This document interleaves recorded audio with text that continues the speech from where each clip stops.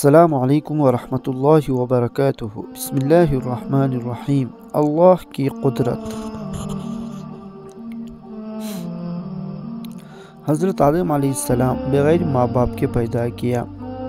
حضرت نوح علیہ السلام دنیا کو ختم کر کے صرف اللہ کو ماننے والوں کو بچایا۔ حضرت ابراہیم علیہ السلام 40 دن آگ میں رکھ کر حفاظت کی۔ حضرت اسماعیل علیہ السلام ذبح ہونے سے بچایا اور آب زمزم کا تحفہ دیا۔